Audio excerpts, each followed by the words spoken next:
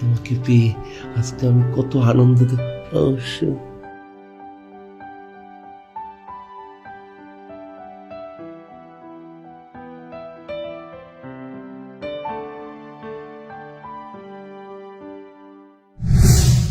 বন্ধু বান্ধবের কথায় এখন ক্লিনিক দিলাম, লোকজনই তো আসতেছে না। পেশেন্ট যদি না হয় তাহলে এটার ভাড়াটা কিভাবে দিব কিছুই বুঝতেছি না। আজকে 15টা দিন হয়েছে, কোনো পেশেন্টই পাচ্ছি না।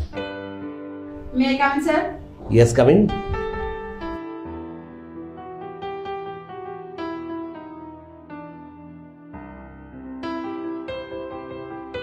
আচ্ছা ম্যাডাম, কি খবর বলেন? স্যার কিভাবে যে বলি লজ্জা শরমের কথা। আসলে স্যার আমার বিয়ের বয়স আজকে 5 বছর, কিন্তু আমার সংসারে কোনো সুখ শান্তি নেই।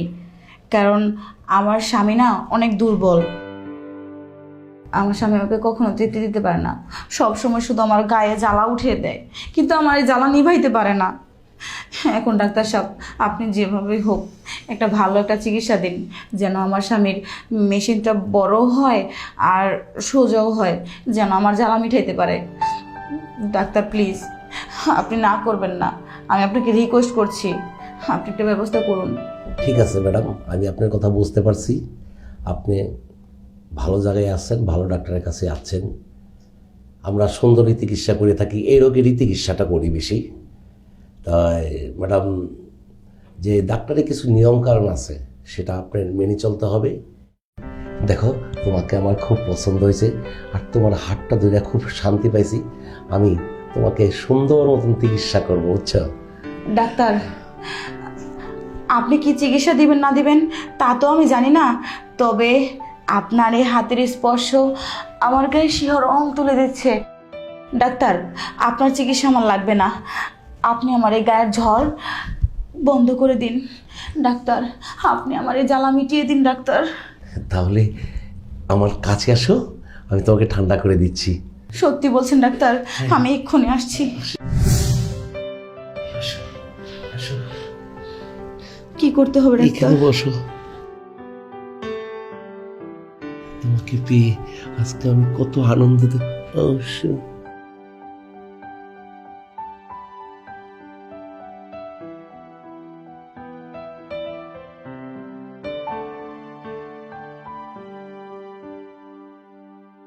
প্রিয়া, কি করছো তুমি? এটা তুমি কি অন্ধ হয়ে গেছো নাকি? আরে যে ডাক্তার সাহেব, আপনি এটা কি করতেছিলেন? কেন ভাই, চিকিৎসা করছিলাম। এটা কি চিকিৎসা বলে নাকি চিকিৎসা নামের নোংরামি? হ্যাঁ, দেখেন ডাক্তার সাহেব, একটা কথা বলি। ডাক্তারের কাছে মানুষ আসে কিসের জন্য? অসুস্থ হইলে রুগী সে আসে ডাক্তারের কাছে সহযোগিতার জন্য বা ভালো একটা চিকিৎসা পাওয়ার জন্য। আর এসে যদি মনের কথা খুলে বলে যে আমার এই সমস্যা এই সমস্যা, আপনি চিকিৎসা না দিয়ে তার দুর্বল পয়েন্টে আঘাত করবেন, এটা কেমন চিকিৎসা ডাক্তার সাহেব?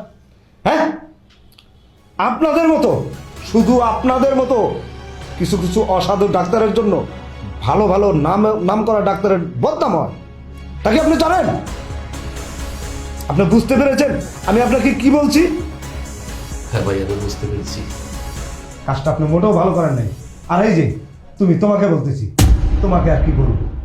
হ্যাঁ, তোমার যৌবনের চাহিদা এত বেশি এত বেশি, তুমি আমাকে বলতে আমি তোমাকে অন্য একটা ছেলের সাথে বিয়ে দিয়ে দিতাম, তাহলে তো আর তোমার পরকীয়া করতে হতো না, নাকি?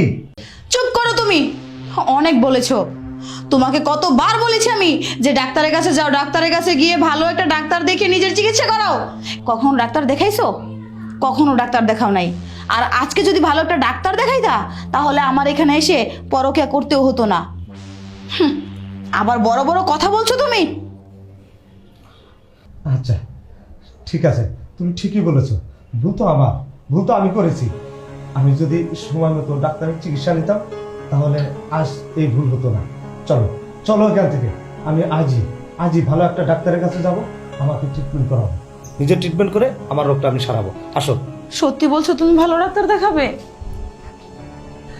আমাদের মতন অসৎ কিছু ডাক্তারের কারণে আজকের বড় বড় ডাক্তারদের মান ইজ্জত সম্মান আজকে হানি হচ্ছে।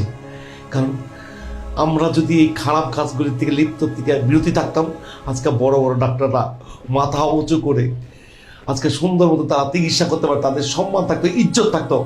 আজকে ছোট ছোট ডাক্তাররা আমরা আজকে সেই বড় ডাক্তারদের মান, ইজ্জত, সম্মান দূরের সাথে মিশিয়ে দিয়েছি। আচ্ছা, ডাক্তারকে কেউ বিশ্বাস করে না ভাই। আপনারা এই ভুল করবেন না, এই সব ডাক্তারের কাছে কখনো রোগী নিয়ে যাবেন না। সে হলে আপনারা সঠিক চিকিৎসা পাবে না। আপনার বড় ডাক্তার দেখাইবেন, ভালো ডাক্তার দেখাবেন, সম্মান পাবেন, ইজ্জত পাবেন, রোগী সুস্থ হবে। আমাদেরকে মাফ করে দিয়েন ভাই, আমাদেরকে মাফ করে দিন।